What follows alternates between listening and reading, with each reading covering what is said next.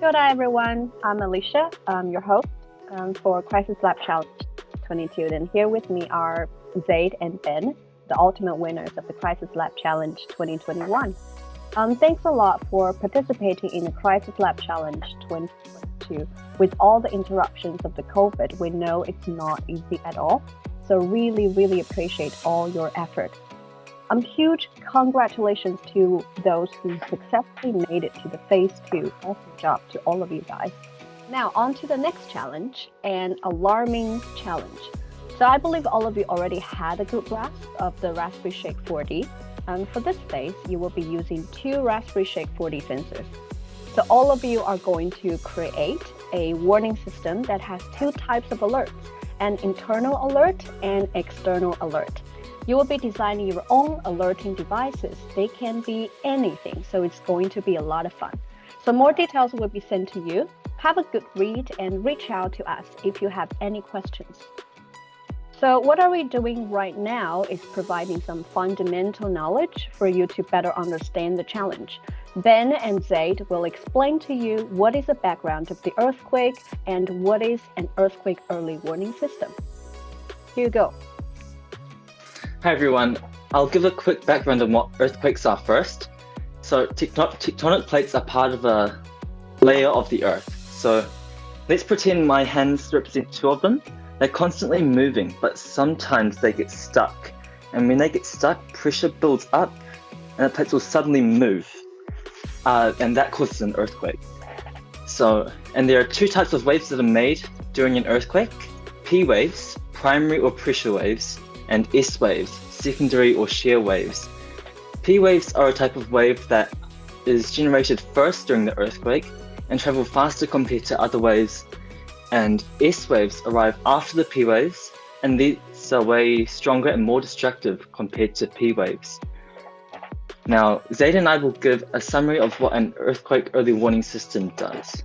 It can be seen as a system of accelerometers, seismometers, communication, computers, and alarms for notifying people of a substantial earthquake while it's in progress, but hasn't reached them yet. For your competition, it's a system of Raspberry Shake ground motion sensors connected to a computer with an alerting device. Generally, in a warning system, 2 or more sensors will be used to detect an earthquake. This is mainly because of the high number of false alerts you'll get with only 1 ground motion sensor. So let's see how an earthquake early warning system works.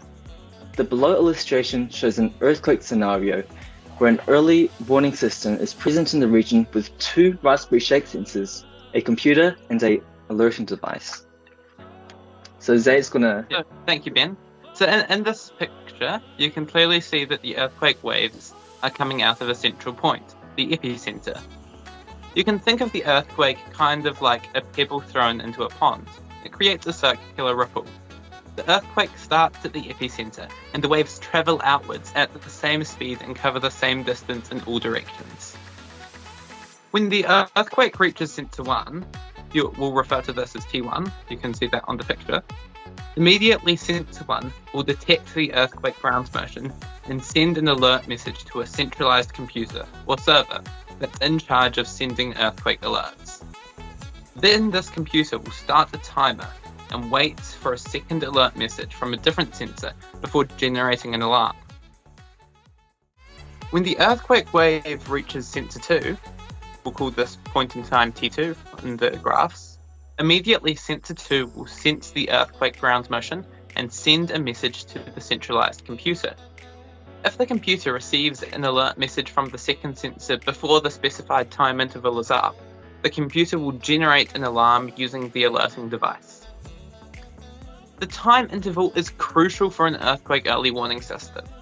Usually, the specified time interval will be between 10 and 15 seconds, depending on the distance between the sensors. This means that after receiving the first alert from sensor 1, the centralized computer will wait between 10 and 15 seconds for the second alert message from a different sensor.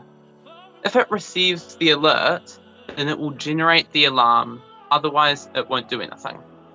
Generating the alarm using 2 sensors instead of just 1 significantly reduces the number of false alarms reported by the system. Thank you, Ben and Zade. That was a really clear explanation. I hope all of you get a better grasp of what is an earthquake and what is an earthquake early warning system, and you will come up with some of those yourselves, which is pretty exciting. And that's also why you will be working with 2 sensors in the phase 2. Good luck, and look forward to seeing your devices on the final day. See you.